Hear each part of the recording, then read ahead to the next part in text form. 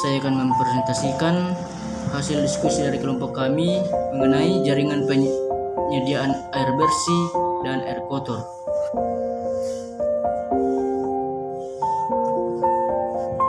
Yang pertama, target proyek.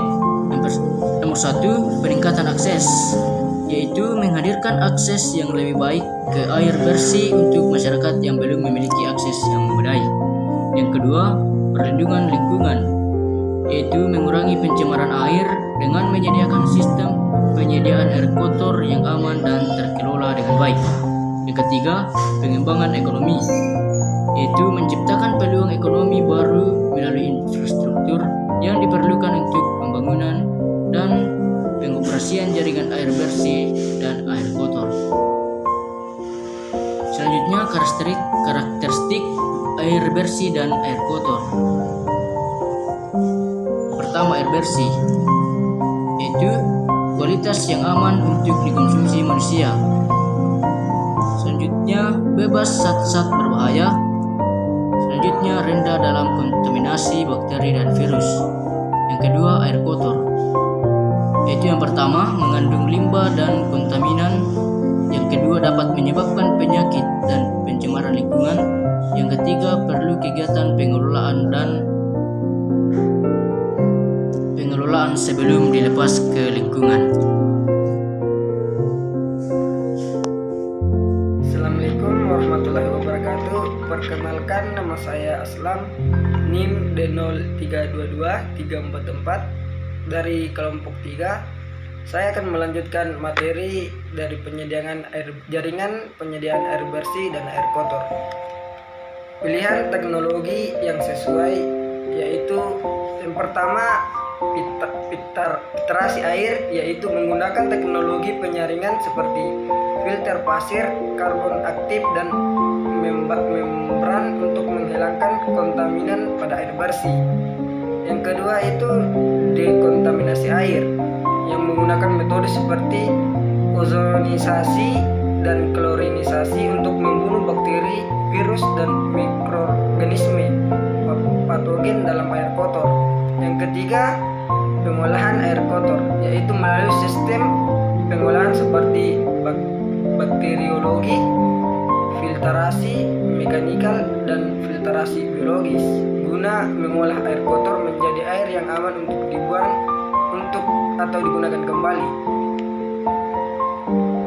Adapun laporan analisis kelayakannya ada 3. Yang pertama, aspek teknis yang menganalisis kesiapan teknis dan keadaan sistem dalam menyediakan air bersih dan mengolah air kotor dengan baik. Yang kedua itu aspek ekonomi yang menghitung biaya investasi, operasional, dan manfaat ekonomi yang dapat dihasilkan dari pembangunan dan pengoperasian jaringan tersebut.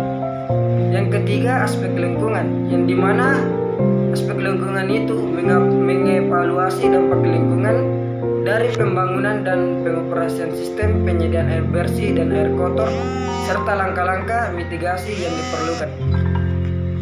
Assalamualaikum warahmatullahi wabarakatuh. Perkenalkan, nama saya Giovan K. Kristan, NIM D0322-341 dari kelompok 3. Saya akan melanjutkan materi dari jaringan penyediaan air bersih dan kotor. Paduan implementasi yang terbagi 4. Yang pertama, studi kelayakan. Melakukan studi kelayakan menyeluruh untuk memahami kebutuhan lokal sumber daya yang tersedia dan tantangan yang mungkin dihadapi. Yang kedua, pemilihan lokal, menentukan lokasi yang strategis dan perhitungan aksesibilitas ketersediaan sumber daya dan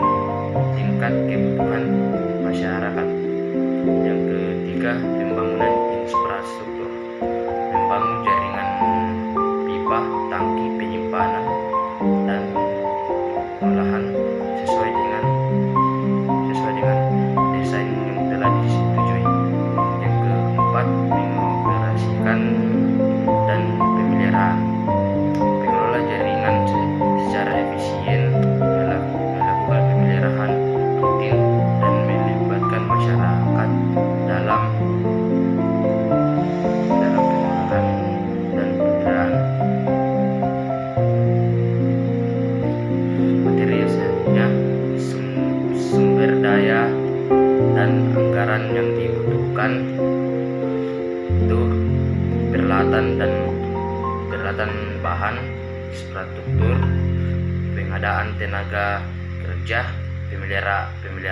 pemeliharaan dan operasional, pompa air filter, perpipaan, pipa tangki bangunan, teknisi operator, pemeliharaan rutin pengawas. Baik, di sini saya akan melanjutkan materi dari teman saya mengenai infrastruktur air bersih dan air kotor. Materi yang akan saya bahas yaitu monitoring dan evaluasi. Pemantauan kualitas air.